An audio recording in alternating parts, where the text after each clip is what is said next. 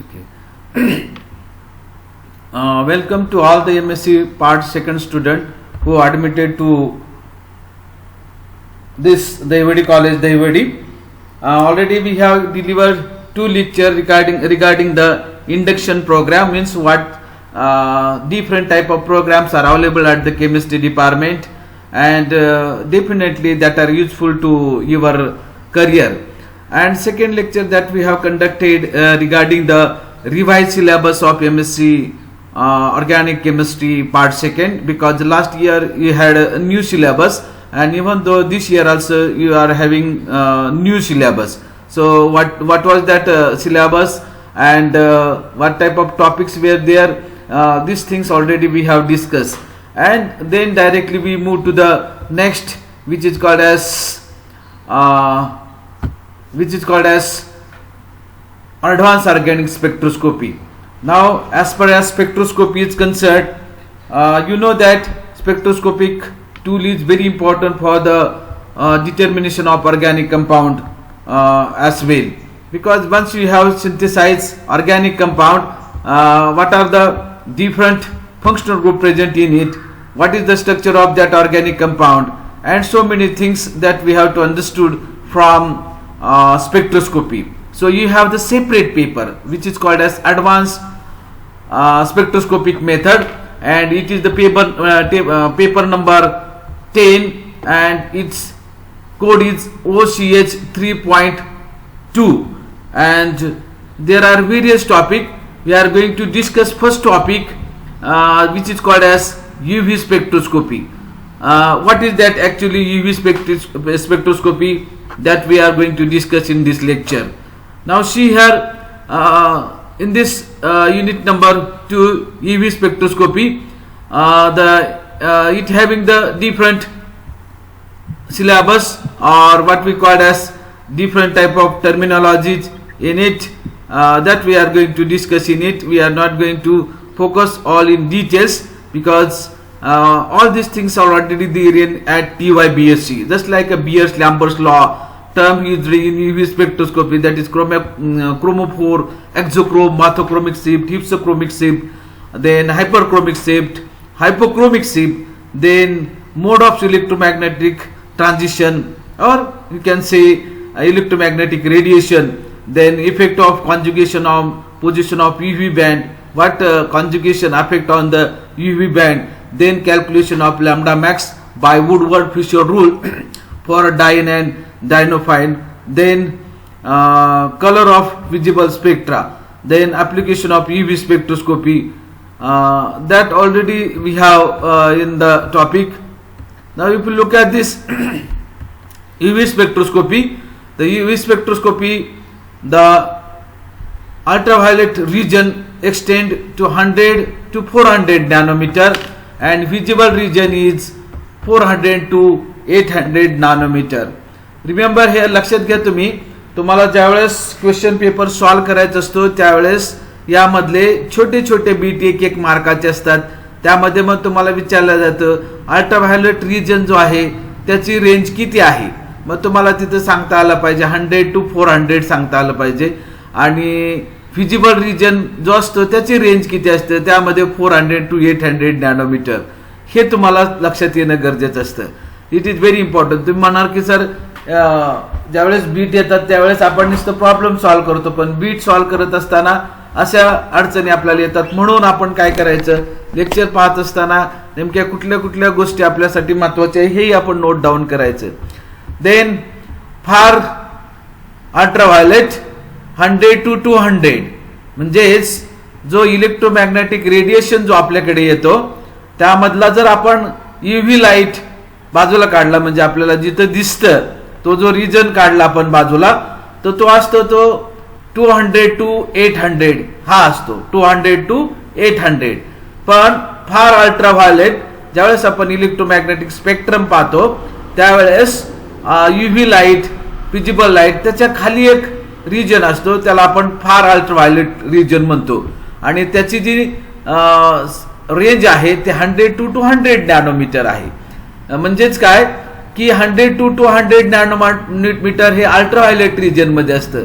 पण हे 100 to 200 नॅनोमीटरचा problem काय आहे की जे ऑर्गॅनिक कंपाऊंड आहेत, म्हणजे इथे लिहिलेले all organic compound absorb in ultraviolet region, म्हणजे सगळे आपण ऑर्गॅनिक केमिस्ट्री मधले ऑर्गॅनिक कंपाऊंड जो स्टडी करतो त्याचं अब्सॉर्प्शन हे 100 to 200 नॅनोमीटरलाच असतं. पण अडचण त्या ऑर्गॅनिक कंपाऊंडची काय आहे, but measurement below 200 nanometers are extremely difficult. म्हणजे 200 नॅनोमीटरचं जे अब्सॉर्प्शन ऑर्गॅनिक कंपाऊंडने केलेलं आहे त्याचं मेजरमेंट करणं अवघड जातं, किंवा अशा प्रकारचे इन्स्ट्रुमेंट मार्केटमध्ये अवेलेबल नाही ज्याचा आपण 100 to 200 नॅनोमीटरचं ऑर्गॅनिक कंपाऊंडनं जे रेडिएशन ऑब्सॉर्ब केलेले ते मेजर करू. So remember here this is very important in far ultraviolet region. Organic compound generally absorb this far ultraviolet region, but it is very difficult to measure the range between 100 to 200 nanometre. मग आपल्याला त्याच्यासाठी काय करावं लागतं, तर generally आपल्याकडे मार्केटमध्ये instrument available आहेत. ते इन्स्ट्रुमेंट 200 to 800 नॅनोमीटर एवढी रेंज मेजर करू शकतील अशा प्रकारचे इन्स्ट्रुमेंट अवेलेबल आहे. म्हणजे आपल्याला ऑर्गॅनिक कंपाऊंडनं जे रेडिएशन ऑब्सॉर्ब केलेले आहेत ते अब्सॉर्ब केलेले रेडिएशन मेजर करण्याची जी रेंज आहे ही रेंज 200 to 800 एवढीच लक्षात ठेवायची. 100 to 200 अब्सॉर्ब करतात पण त्याचं मेजरमेंट करत नाही. दिस इज व्हेरी इम्पॉर्टंट. म्हणजे फार अल्ट्राव्हायोलेट मधलं मेजरमेंट आपल्याला करता येत नाही, म्हणून आपण त्याचा अभ्यास करत नाही. आपण अभ्यास करतो तो 200 to 800, म्हणजेच तो जो रिजन आहे तर विजिबल आणि अल्ट्राव्हायोलेट रिजन मधला असणार आहे. आता here all practical purposes lower wavelength limit is 200 nanometre. 200 nanometre is used in all commercial ultraviolet किंवा UV विजिबल स्पेक्ट्रोफोटोमीटर.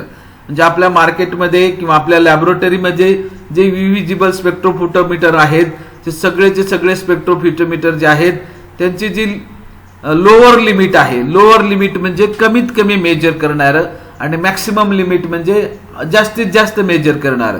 तर आपल्याकडे 200 नॅनोमीटर पासून आपण जे इन्स्ट्रुमेंट लॅबमध्ये आहेत त्याचा वापर करून 200 नॅनोमीटरची वेवलेंथ आपण मेजर करतो ते 800 नॅनोमीटर पर्यंत. Remember here. आणि सगळ्या स्पेक्ट्रोफोटोमीटर मध्ये तसंच असतं. As per as UV light is concern, मी तुम्हाला सांगितलं की इलेक्ट्रोमॅग्नेटिक रेडिएशन जे असतात ते इलेक्ट्रोमॅग्नेटिक रेडिएशन म्हणजे it is bundle of radiation. Bundle of radiation म्हणजेच काय तिथे असणार आहे की त्या ठिकाणी असा ग्रुप ऑफ रेडिएशन असणार आहे आणि त्यामधला एक रेडिएशन आपल्याला जो काढायचा आहे.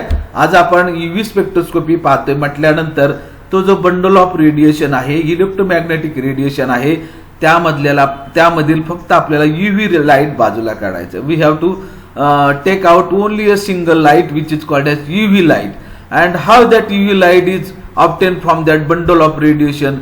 आपण आता बंडल ऑफ रेडिएशनचा विचार करणार नाही. आपण काय करणार आहे की UV लाईट सप्लाय करणारा लॅम्प आपलं मार्केटमध्ये असतो किंवा इन्स्ट्रुमेंटमध्ये बसवलेला असतो. तर तो कुठला लॅम्प असतो तिथे लिहिलेला आहे UV light is obtain bye deuterium discharge lamp. Remember here, from where you are getting UV light, it is the deuterium discharge lamp. म्हणजे you will have the 1 mark question.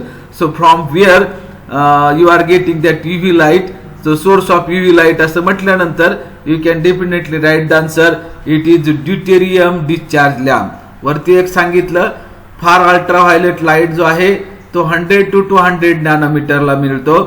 दुसरं ऑर्गॅनिक कंपाऊंड जे आहे ते major सगळे organic compound हे 200 nanometre पर्यंत radiation observe करतात.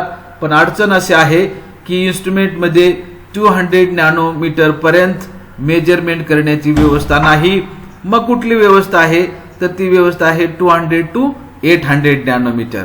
आणि या रिजन मध्ये आपण UV रिजन आपण म्हणतो. आणि तो UV रिजनची लाईट किंवा UV लाईट मिळण्यासाठी आपल्याकडे जो सोर्स आहे that source is called as deuterium discharge lamp. Remember here, deuterium discharge lamp. Visible range obtained from tungsten filament lamp. म्हणजेच ड्यूटेरियम डिस्चार्ज लॅम्प आहे UV लाईट मिळतो. आता वरती लिहिलेलं आहे UV लाईट जो आहे तो त्याची रेंज आणि व्हिजिबल लाईटची रेंज. व्हिजिबल लाईटची रेंज आपली 400 to 800 आहे आणि अल्ट्राव्हायोलेट म्हणजे UV लाईटची रेंज आहे ती 100 to 400 नॅनोमीटर आहे. ह्याच्यामध्ये गफलत करायची नाही. म्हणजे 100 to 400 आपल्याला पाहिजे असेल त्याला UV लाईट म्हणतो आपण, आणि that is obtain from deuterium discharge lamp. आणि दुसरी जी आहे विजिबल रेंज, जो विजिबल रेंज आहे 400 to 800, आणि तो आपल्याला मिळतो tungsten filament lamp. So remember this thing, deuterium discharge lamp and tungsten filament lamp, these two lamps are used for getting the single radiation of UV light as well as visible light respectively. So these two things are very important. Then UV visible is energetic, so it produces transition of valence electron from lower to higher energy level, therefore it is called as electronic spectroscopy. Means UV spectroscopy is also called as electronic spectroscopy. Why it is called as electronic spectroscopy?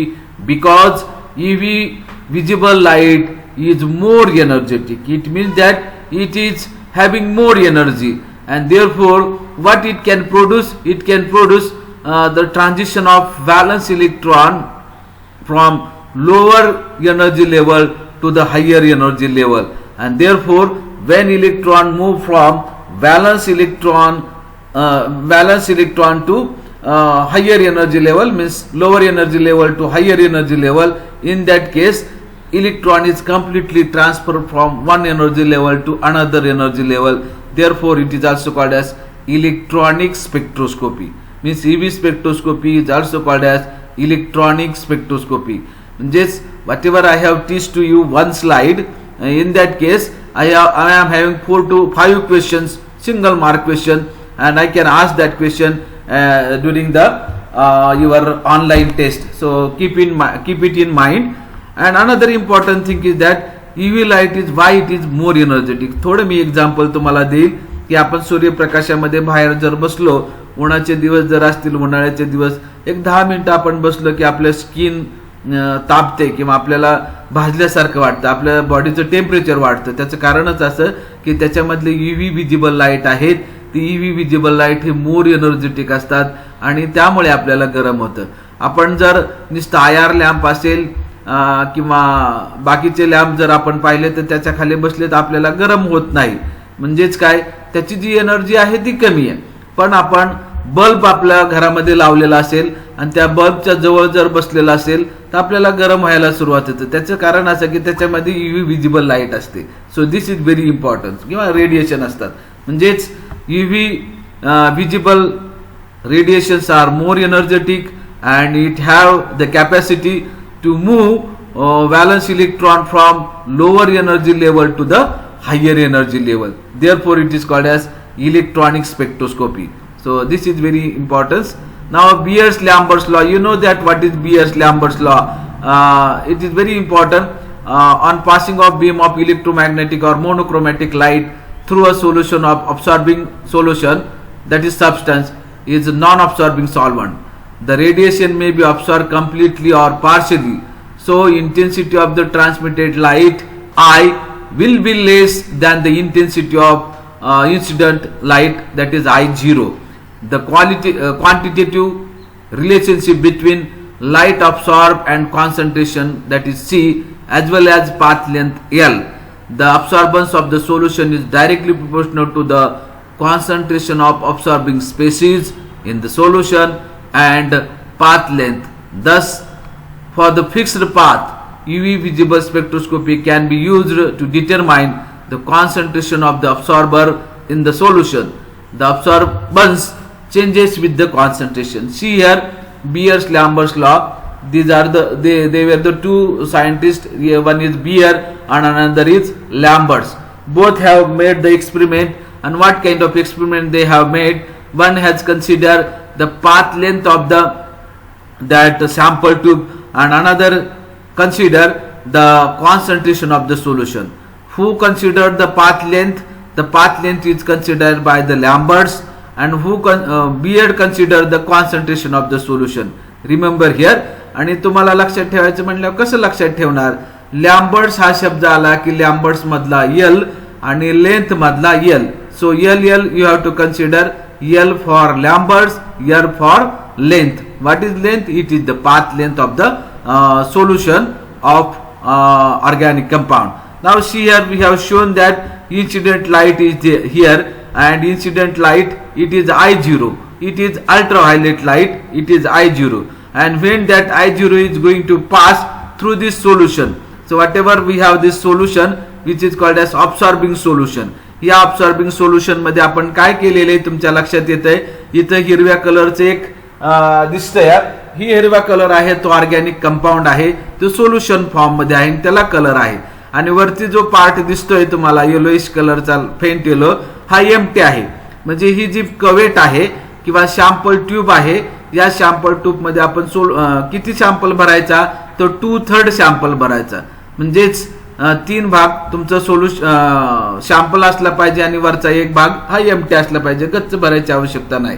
म्हणजेच काय, हा incident light ज्यावेळेस ह्या solution वरती पडत असतो किंवा solution कडे जात असतो, त्यावेळेस हे सोल्युशन काय करतं, आलेलं जे रेडिएशन आहे किंवा इन्सिडेंट लाईट आहे, ती इन्सिडेंट लाईट अब्सॉर्ब करून घेतं आणि राहिलेली लाईट आहे ती बाजूला टाकतं. त्यालाच आपण म्हणतो ट्रान्समिटेड लाईट.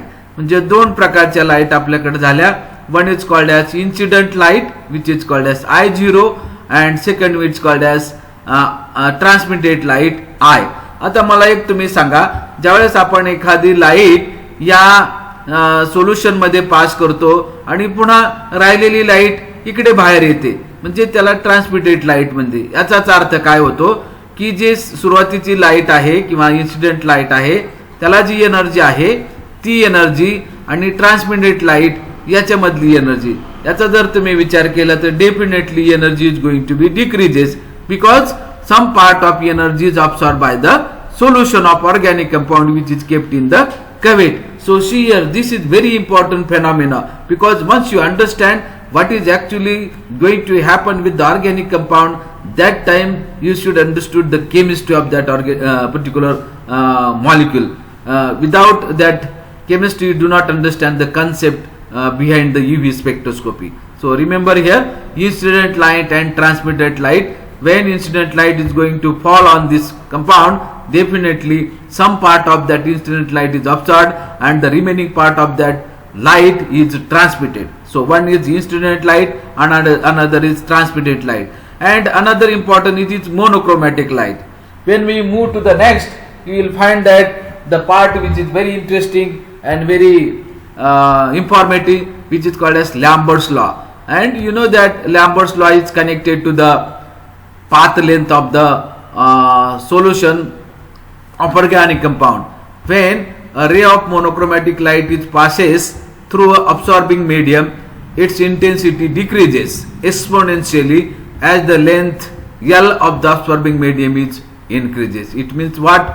जर आपण त्या ट्यूबची पाथ लेंथ वाढवत गेलो, याचाच अर्थ ऑर्गॅनिक कंपाऊंड ची विड्थ वाढवत गेलो त्या ट्यूब मधले, तर त्याचे इन्सिडेंट लाईट येत असतं, इन्सिडेंट लाईट त्यावर आपण फॉल करत असतो, त्याचं अब्सॉर्प्शन वाढत असतं. And that is the explain that was explained by Lambert's law, because it is totally related to the path length. Now see here, this equation is given, I is equal to I0 exponentially minus K1L. आता इथला मधला जो आहे तो 1 आहे आणि दुसरा जो आहे तो L आहे. This is equation number 1. When we consider the Beer's law काय सांगतो, when a ray of monochromatic light passes through the absorbing medium, its intensity decreases exponentially as the concentration of absorbing medium is increases. म्हणजेच Lambert सांगतो की path length, beer काय सांगतो तर concentration of that solution, and that equation is made like this: I is equal to I0 e raised to minus K2C. So this is equation number 2. When we combine equation number 1 and equation number 2, what will happen? Look at this. It is very interesting and very important, because we are combining two equations together, and what result will obtain. Whatever we are having the two equation, combined equation, that is also called as Beer-Lambert's law. Both comes together and they discover the all the theoretical part, experimental part of absorption, which is called as Beer-Lambert's law. So combining equation number 1 and 2, what will happen? I is equal to I0 exponent e raised to minus KCl, C for concentration and L for it is the length.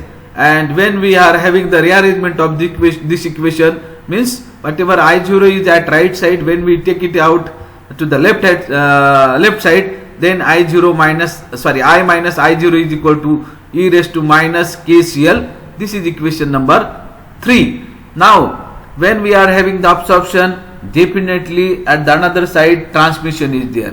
म्हणजे जेवढं absorption असणार आहे आणि त्याचबरोबर त्याच्या जोडीला तशाच proportion मध्ये ट्रान्समिशन असणार आहे. म्हणजे absorption जर आपण 100% एखाद्या गोष्टीचं म्हणत असू तर त्या ठिकाणी ट्रान्समिटेड काढत असताना absorption मायनस टी म्हणजेच you are getting the absorption. आणि ज्यावेळेस ट्रान्समिटन्स आपण काढत असतो त्यावेळेस 100 minus absorbance, that is the transmittance. म्हणजेच transmittance is equal to percentage transmittance is equal to 100 into T by taking the log of equation number 3. Look at this is equation number 3 and you will get log of E I upon I0 is equal to minus KCl. So K is the constant. So when you are having rearrangement of this equation, look at this, means I वरच्या equation मध्ये तुम्हाला I upon I0 दिसते आणि शेवटी ते equation दिसते, शेवटच्या equation मध्ये I0 upon I दिसते. म्हणजे इथं आपण न्यूमरेटर आणि डिनॉमिनेटर त्याची जी आहे ती आदला बदल केलेली आहे. कशासाठी आपण आदला बदल केलेली असेल तिथं तुमच्या लक्षात येईल मायनस KCl इथं जो आहे तो मायनस KCl इथं गेलेला आहे म्हणजे KCl आलेलं आहे. म्हणजे log of E I0 upon I that is equal to KCl. So see here this is very important when we are having this. आता तेच इक्वेशन आहे आपल्याला जर E आहे log of E दिलेला आहे तर log E जर काढला आपण E नोटेशन काढलं आणि तिथं log 10 लिहिलं base 10 log to the base 10 असं जर लिहिलं तर त्यामध्ये एक फॅक्टर येत असतो आणि तो फॅक्टर असतो 2.303 आणि आपल्याला हे नवीन इक्वेशन मिळालं log of 10 I0 upon I that is equal to K divided by 2.303 into CL. Now remember here this CL is again you will have the concentration and length. Look at the next log of 10 I0 upon I that is equal to absorbance A. So K upon 3.303 is the constant. म्हणजेच K upon 2.303 which is called as constant and this constant is called as absorption or it is also called as extinction coefficient. So A is equal to means absorbance is equal to E dot C dot L means when we consider that equation log of E upon E is equal to I0 upon I that is equal to minus KCl. So these two equations are similar one. The concentration expressed in molar per dm cube and path length centimeter. The A is called as molar absorbance and E is called as extinction coefficient.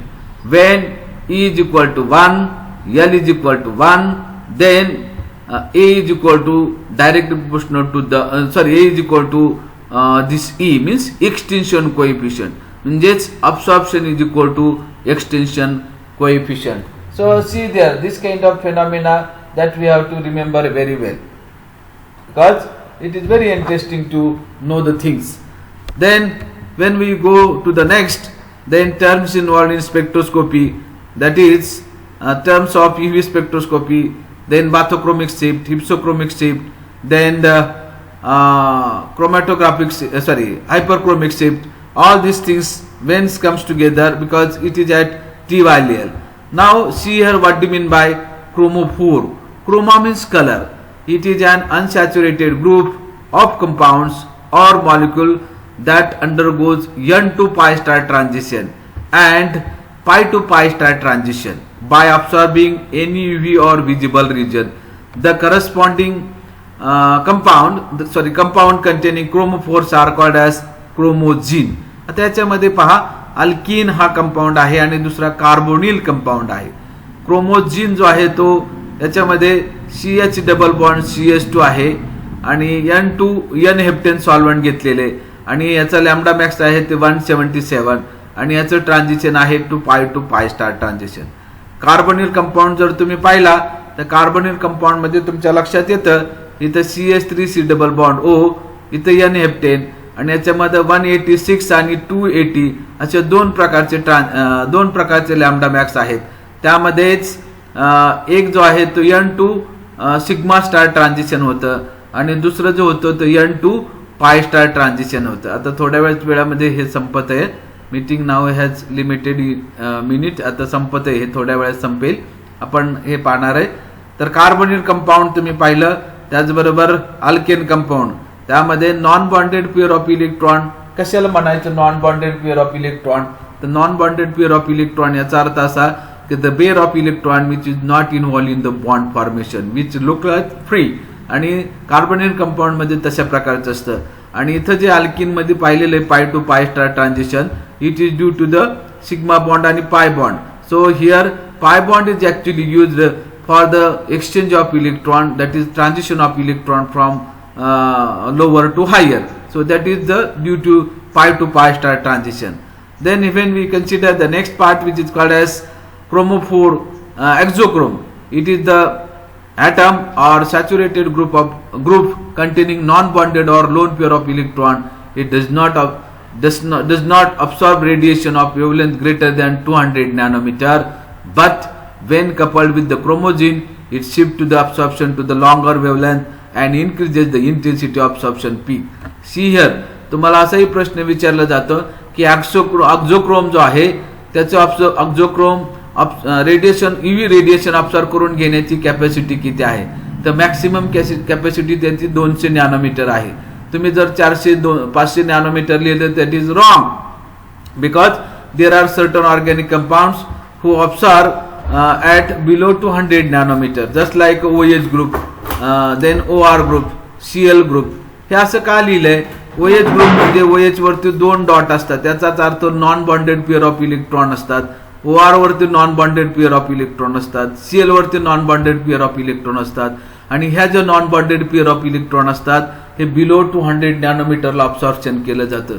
त्यामुळे ते generally दिसत नाही. पण हाच group जर तुम्ही एखाद्या क्रोमोफोरला जर जोडला तर त्याचं ऑब्झॉर्प्शन मात्र डेफिनेटली वाढतं.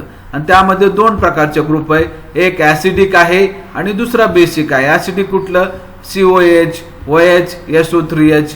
बेसिक कुठलं? NH2, NHR, then NR2. अशा प्रकारचे ग्रुप असतात. Look at this, I have given very simple example. It is the benzene, you know that. आणि याचा लॅम्बडा मॅक्स जर आपण पाहिला it is 254 nanometer. And when we are having this ॲनिलिनचा lambda max आहे तो 280 नॅनोमीटर.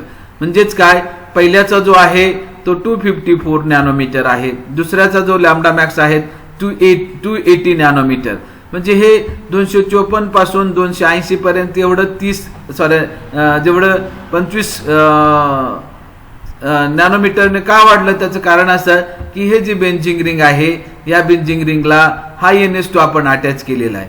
या NH2 मध्ये जो loan non bonded pair of electron म्हणजे लोन पेअर ऑफ इलेक्ट्रॉन आहे, या लोन पेअर ऑफ इलेक्ट्रॉनचा इम्पॅक्ट झाला, यांनी काही रेडिएशन ऑब्झर्व केलं. त्यामुळे काय झालं, हे 254 या बेंझिन मधलं आहेच आहे, त्याचबरोबर त्यामध्ये ऍड झालेलं म्हणजेच NH2 न ऑब्झर्व केलेलं ऍडिशन झालं. त्यामुळे तुम्हाला 280 नॅनोमीटर एवढं ऑब्झॉर्प्शन मिळालं. You will look at the next part. It is called as bathochromic shift. And what is the bathochromic shift?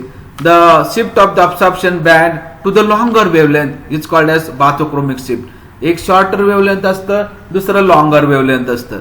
Bathochromic shift मध्ये ज्यावेळेस absorption of the band to the longer wavelength म्हणजेच absorption हे longer वेव्हलेंथला केलं जातं, त्यावेळेस त्याला आपण बाथोक्रोमिक शिफ्ट म्हणतो. That bathochromic shift is also called as red shift. So remember here bathochromic shift is the red shift. And see here, इथं आपण नायट्रोबेन्झिन दाखवलेलं आहे. नायट्रोबेन्झिन मध्ये 268 नॅनोमीटर मध्ये अब्सॉर्प्शन केलं जातं. आणि याच नायट्रोबेन्झिनला काय केलंय बघा, आपण इथं OH ग्रुप पॅरा पोझिशनला OH ग्रुप आपण अटॅच केलेला आहे. आणि जो कंपाऊंड तयार झाला त्या कंपाऊंडचं अब्सॉर्प्शन पाहिल्यानंतर त्याचं अब्सॉर्प्शन आलेलं आहे 318 नॅनोमीटर. याचाच अर्थ जो OH ग्रुप आपण अटॅच केला या OH ग्रुपमुळे झालं काय तर नायट्रोबेन्झिनचं जे अब्सॉर्प्शन आहे ते वाढलंय and therefore it is called as longer wavelength. म्हणजे एखादा ग्रुप एखाद्या कंपाऊंडला अटॅच केला आणि त्यामुळे जर अब्सॉर्प्शन वाढत असेल, वेवलेंथ वाढत असेल तर definitely that is called as bathochromic shift. See remember this one. Then another terminology that is called as hypsochromic shift. जसं आपण बाथोक्रोमिक शिफ्ट मध्ये पाहिलं की लॉंगर वेवलेंथ, इथं आपल्याला शॉर्टर वेवलेंथ म्हणायचे. The shift of absorption band to the shorter wavelength is called as hypochromic shift और blue shift. वरती आपण पाहिलं bathochromic shift red shift, hypsochromic shift it is called as blue shift. आणि इथं absorption जे होतं ते शॉर्टर वेवलेंथचं. फॉर एक्झाम्पल NH2 आपण ग्रुप घेतलेला आहे, त्याचं ऑब्सॉर्प्शन म्हणजे ॲनिलिन घेतलेलं आहे, ॲनिलिनचं ऑब्सॉर्प्शन 280 नॅनोमीटर मध्ये झालं. पण याला ज्यावेळेस एखादा ग्रुप अटॅच करू आपण, मागच्या केसमध्ये काय झालं, OH ग्रुप अटॅच केल्यामुळं त्याचा परिणाम काय झाला तर that we are having absorption is increase. आता इथं हिप्सोक्रोमिक शिफ्ट मध्ये एखादा ग्रुप अटॅच केल्यानंतर हा जो लॅम्बडा मिक्स 280 आहे तेवढा झाला नाही पाहिजे, तो त्याच्यापेक्षा कमी झाला पाहिजे. आता बघा इथं 280 नॅनोमीटर आहे, इथं 265 नॅनोमीटर, म्हणजे इथं ग्रुप आपण Cl ग्रुप अटॅच केला. म्हणजे हा ऍसिडिक ग्रुप होता, पाठीमागचा पाहिला तो बेसिक ग्रुप होता.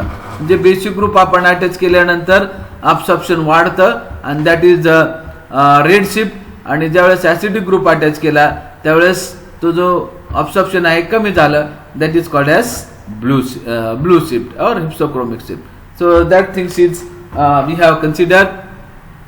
Then when we are considering the hyperchromic shift, hyperchromic shift आणि hypsochromic shift. Hyperchromic मध्ये इथं काय increase in the intensity of absorption maximum. The introduction of exochrome usually increase the intensity of absorption. म्हणजे जी intensity आहे अब्सॉर्प्शनची ती वाढवण्याचं काम जो ग्रुप करत असतो त्याला आपण त्या इफेक्टला आपण हायपरक्रोमिक इफेक्ट म्हणतो. For example if you look at this very well, hyperchromic shift आणि हायपोक्रोमिक शिफ्ट. आता हायपर म्हणजे जास्त, हायपर टेन्शन जसं म्हणतो टेन्शन जास्त आलं किंवा BP जास्त वाढला, तसं इथं हायपरक्रोमिक शिफ्ट म्हणलं की intensity of absorption is increases, hypo म्हणजेच decreases. Decrease in the intensity of absorption, the introduction of group which is distorted the geometry of the molecule causes the hyperchromic shift. So sorry, hyperchromic shift, it is very important. आता याच्यामध्ये या diagram मध्ये तुमच्या लक्षात येत आहे की हायपरक्रोमिक shift कशी आहे, hypsochromic shift, then hyperchromic shift, bathochromic shift आणि हायपोक्रोमिक शिफ्ट. इथं डिक्रीज इंटेन्सिटी, इथं इन्क्रीज इंटेन्सिटी आणि इथं वेवलेंथ तुम्हाला दिसते, इथं तुम्हाला वेवलेंथ दिसते. या बाजूला डिक्रीज वेवलेंथ झालेली दिसते, इथं तुम्हाला वेवलेंथ इन्क्रीज झालेली दिसते. कारण की when we go from the left to right wavelength is going to increases and when we go from bottom to top intensity is going to increases. So many things you can understood. So it is the interrelation between absorption effect, how that absorption effect is observed. This is the absorption, then it is blue shift, then it is called as red shift. So likewise you can have this phenomena. Then see here bathochromic shift, hyperchromic shift, hyperchromic shift, hypsochromic shift आणि त्याचं description दिलेलं आहे.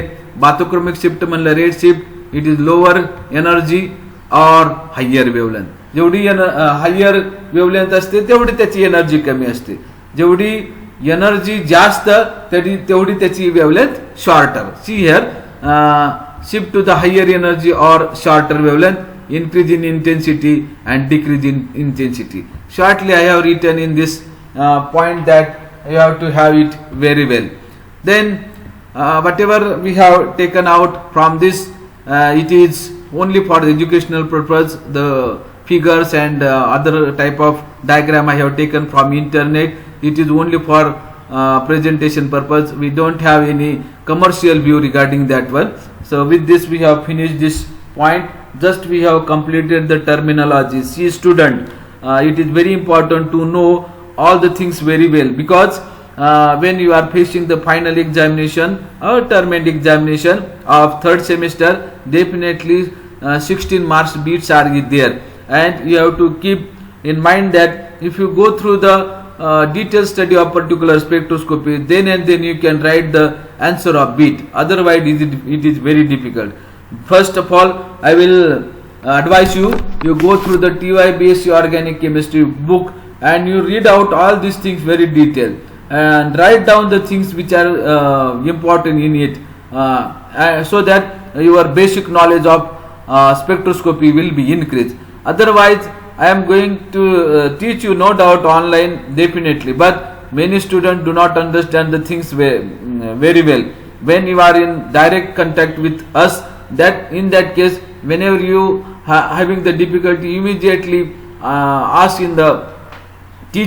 the teacher, I do not understand the things. But you peoples, you are staying at home and learning the study as well.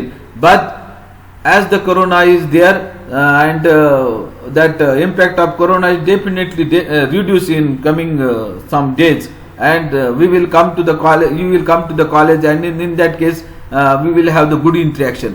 But even though you are having any kind of problem, any kind of difficulty, you directly ask me, or you can phone me, sir, I do not understand this topic as well. I will explain the things very well. But just you listen the video lectures, and if you do not involve in it, definitely you will get the setback of the online teaching. So when you want to develop yourself, definitely you have to involve in it. If you do not involve in it, definitely you do not develop yourself. आपण 1-2-3 lecture झाले की online taste घेणार आहेत. ती taste आणि आपला जो हा टीचिंगचा भाग आहे तो वेगळा असणार आहे. ऑनलाईन टेस्ट इतर टाइमला वेळेला असणार आहे. म्हणून जे काही स्लाइड तुम्ही पाहताय, या सगळ्या स्लाइड TYBSCच्या बुकमध्ये आहेत, PS कल्सीच्या बुक्समध्ये आहेत, त्याचबरोबर तुम्हाला TYला दिलेल्या नोट्समध्ये आहेत, किंवा तुम्ही स्पेक्ट्रोस्कोपीचं कुठलेही बुक, म्हणजे माझ्याकडे वायर शर्माचं बुक आहे, मी ते वाचत असतं. त्याचबरोबर PS कल्सीचं बुक आहे, सिल्वर स्टेनचं बुक आहे, खूप सारे बुक ऑर्गॅनिक स्पेक्ट्रोस्कोपीचे आहेत. किंवा इंटरनेटवर गेल्यानंतर सुद्धा खूप साऱ्या गोष्टी तुम्हाला माहिती, पण तुम्हाला बेसिक माहिती पाहिजे. आज मी या 8-10-15 स्लाइडमध्ये काय तुम्हाला सांगितलंय, तर ऑब्सॉर्प्शन म्हणजे काय असतं, ऑर्गॅनिक कंपाऊंड कुठला रिजन ऑब्सॉर्ब करत असतं स्पेशली UV मध्ये, आणि इन्स्ट्रुमेंटचं मेजरमेंट कसं होत असतं, आणि ज्या वेवलेंथ पाहिल्या त्यामध्ये एक इन्सिडेंट लाईट असते आणि दुसऱ्या ट्रान्समिटेड लाईट असते. त्याच्या पुढे पाहिलं काय की त्यामधल्या ज्या टर्मिनॉलॉजी आहे, बाथोक्रोमिक शिफ्ट असेल, हिप्सोक्रोमिक शिफ्ट असेल, किंवा हायपरक्रोमिक आणि हिप्सोक्रोमिक, या गोष्टी आपण पाहिलेल्या आहेत. एवढ्याच गोष्टीचा अभ्यास केलेला, आपण जास्त काही सांगत बसलेलो नाही. त्यामुळे तुम्ही अभ्यास करत असताना मन लावून करा. ज्या किंवा शिकत असताना किंवा ऑनलाईन लेक्चर घेत असताना काही नोट्स तुम्ही डिटेक्ट करायला शिकत चला, आणि तसं जर केलं तर तुम्हाला छानपैकी त्या गोष्टी करता येणार आहे. तुम्ही जर ते केलं नाही तर तुमची अडचणीमध्ये वाढ होऊ शकते. म्हणून तुम्ही हळूहळू पुढे जाणार आहे, तुम्हाला सगळ्या गोष्टी हळूहळू समजणार आहेत. पण एकदा जर तुम्ही ॲट अ टाइम बसला तर स्पेक्ट्रोस्कोपी वन टाइम तुम्हाला परवडणारे नाही, किंवा एका दमात आपण म्हणतो तशा प्रकारे आपल्याला समजण्यासारखे नाही. म्हणून समजायचं जर आपल्याला असेल, डिटेल नॉलेज जर यायचं असेल, तर प्रत्येक लेक्चर बारकाईनं ऐकणं, आणि ते लेक्चर ऐकत असताना you have to prepare your own notes. Write down some notes, write down some few words so that you can remember or you can recall that very well during the study. आणि lecture झालं की लगेच अभ्यास करण्याचा जर तुम्ही प्रयत्न केला तर मला वाटतं काही अवघड नाही, तुम्हाला सहजासहजी सगळ्या गोष्टी कळतील. आणि लेक्चर आहे, सिलेबस आपला पटकन संपणार आहे, कारण नो हॉलिडेज, सुट्टीच आपण घेणार नाही. म्हणजे कुठला कार्यक्रम नाही किंवा इतर गोष्टी जसे आपण रेग्युलर कॉलेजमध्ये वेगवेगळे फंक्शन तुमच्यासाठी ऑर्गनाईज करतो तसं नाही. रोज माझं लेक्चर होणार आहे, रोज 4 लेक्चर, किंवा मला वाटलं की माझं सिलेबस पुढे न्यायचं आहे, आणखीन मी लेक्चर वाढवू शकतो, आपण लेक्चर ते वाढवून पुढे नेऊ शकतो. ठीक आहे. तर आपण या पद्धतीनं सगळं संपवण्याचा म्हणजे क्लिअर करण्याचा प्रयत्न केलेला आहे. आता याच्यामध्ये मला तुमच्या अडचणी समजून घ्यायच्यात. आता खूप सारे विद्यार्थी इथं दिसत आहेत. मला जरा एक जणाला प्रश्न विचारायचा आहे, कारण की हा जो ॲप आहे ते 45 मिनिटं चालतं असं मला वाटत होतं, पण आपण आता 45 मिनिटं होत आलेले, संपलेलं दिसलं नाही अजून. तर थोडंसं मी एक फीडबॅक घेतो काही विद्यार्थ्यांचा. मला वाटतं इथं हेमा जगदाळे दिसतात. आहेत का Hema Jagdale online? Hello. Yes sir. हां, आता तुम्हाला या ठिकाणी काय अडचणी आहेत ते मला सांगा. म्हणजे तुमच्या अडचणी जर लक्षात आल्या तरच मी पुढचं इम्प्रूव्हमेंट करू शकतो, नाही तर करता येणार नाही. मी एकटा बोलत राहणार आणि तुम्ही तिथे काहीच करणार नाही, असं नाही झालं पाहिजे. आपण आता इथं व्हिडिओ ऑफ येतं किंवा काही गोष्टी ऑफच करून ठेवलेल्या आहेत. तुम्ही माईक सुद्धा ऑफ करून ठेवलेला आहे. मला एक सुद्धा विद्यार्थी असा दिसत नाही की तो ऑन आहे. आहेत का विद्यार्थी? आहेत सगळे. आता हेमा जगदाळे, तुमचं सांगा, तुमचं opinion. What is your opinion regarding this online lecture?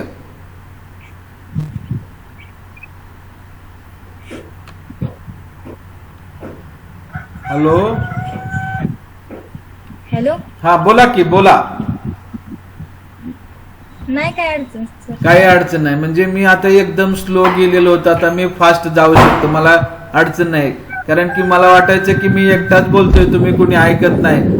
पण खूप सारे विद्यार्थी ऐकतात, छानपैकी ऐकतात. पण काही विद्यार्थी नुसतं चालू करून जर गेले तर घोटाळ होतंय. आणि सर्वांना मी पुन्हा सांगणार आहे, तुमचं जे ऑनलाईनचं प्रेझेंटेशन झालेलं आहे त्याच्यावरतीच मी ऑनलाईन टेस्ट घेणार आहे, दुसरं काहीच असणार नाही.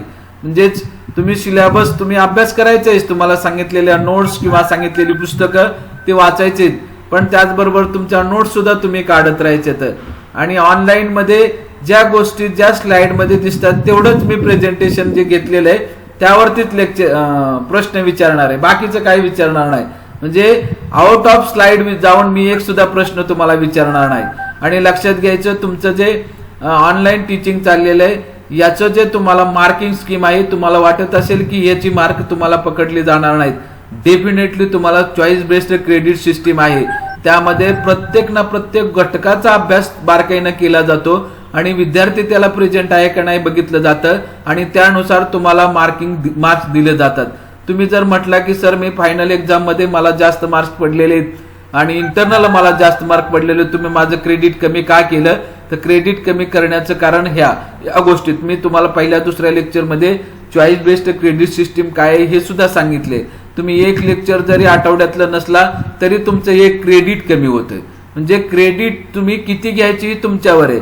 आणि एखादं क्रेडिट कमी दिल्यावर तुम्ही आमच्या बरोबर भांडू शकता, सर मी सगळ्या गोष्टी अटेंड केलेल्या आहेत, सगळ्यामध्ये माझा परफॉर्मन्स दाखवलेला आहे, मला क्रेडिट तुम्ही का दिले, कमी का दिलं? म्हणजे हा तुम्हाला भांडण्याचा अधिकार आहे. तुम्ही भांडून ते परत मार्क मिळवू शकता.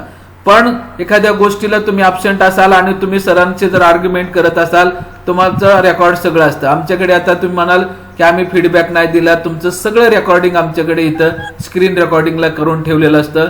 झूम ॲपमध्ये तशी सुविधा आहे की तुम्ही किती विद्यार्थी प्रेझेंट होता आणि किती जण त्यामध्ये पार्टिसिपेट झालेला आहे. म्हणून आपण प्रत्येक गोष्ट करत असताना जरा मी पार्टिसिपेट कसं होईल, मी त्यामध्ये फोकसमध्ये कसा येईल, या गोष्टी तुम्ही पाहणं गरजेचं आहे. म्हणून बारकाईनं पहा, बारकाईनं सगळ्या गोष्टीचा अभ्यास करा, तुम्हाला काही सुद्धा कमी पडणार नाही. म्हणजेच तुमचं क्रेडिट कमी होणार नाही, तुम्हाला मॅक्सिमम क्रेडिट मिळणार आहे.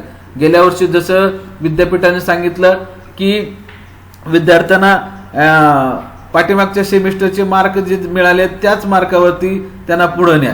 म्हणजे ह्या गोष्टी अशा झालेल्या आहेत. आता आपल्याला मात्र तसं नाही, तुम्ही जसा परफॉर्मन्स दाखवणार आहे तशा प्रकारचं तुम्हाला त्या ठिकाणी मार्क्स मिळणार आहे. कुणालाही मार्क कमी मिळणार नाही आणि कुणालाही जास्तीचेही मार्क मिळणार नाही. त्याचं कारण असं, तुम्ही जे करणार आहे तेच तुमच्या समोर मांडलं जाणार आहे, तुमच्या समोर दिसणार आहे. लक्षात आलं? आता आणखीन बाकीचे विद्यार्थी इथं आहेत, काय कोणाला अडचण आहे का? धीरज बच्चे, हॅलो धीरज बच्चे. हॅलो. हा, ऍडमिशन घेतलं का तू? हा केलं की. मला ते बर मला सांग, कारण तुझं कन्फर्मेशन एकट्याच राहिलं, बाकीचे सर्वांनी ऍडमिशन घेतलेले. आता जसं आपण ऍडमिशनच्या बाबतीमध्ये सर्व विद्यार्थ्यांनी घेतलेले त्याच पद्धतीने सर्व विद्यार्थ्यांनी सर्व लेक्चर अरेंज करणं गरजेचं आहे. पुढे 1-2 दिवसामध्ये त्याचं डिटेल टाइम टेबल आम्ही देणार आहे. तुम्हाला येईलच ते, आणि त्यानुसार त्या टीचरला लेक्चरला हजर राहणं गरजेचं आहे. आणि जर तुम्ही हजर राहिला नाही तर तुमचं सांगितलं की क्रेडिट तुमचं अल्टिमेटली डाऊन होणार आहे. प्रत्येक दिवशीचा अटेंडन्स रिपोर्ट आपण पाहणार आहे आणि तो अटेंडन्स रिपोर्ट आपण झूम मध्येच पाहणार आहे. तुम्हाला जो ऍडमिशन घेतलेला 7 अंकी आयडी दिलेला आहे तो आयडी तुम्ही टाकूनच तुमची अटेंडन्स लावायची, अन्यथा तुमची अटेंडन्स लागणार नाही. काही विद्यार्थी आयडी टाकत नाहीत आणि तसंच प्रेझेंट दिसत आहे, पण म्हणून फोटो चालू करून ठेवले तर फोटो सुद्धा त्यामध्ये कॅच होतात. पण तुमचे फोटोही मला इथं कोणाचेच ऑनलाईन चालू दिसत नाही. मी तो माझ्याकडून चालू ठेवलेले आहेत सगळे व्हिडिओ, आणि व्हिडिओ तुम्ही जर चालू करून ठेवले तर मला लक्षात येईल की तुम्ही चालू आहात म्हणून.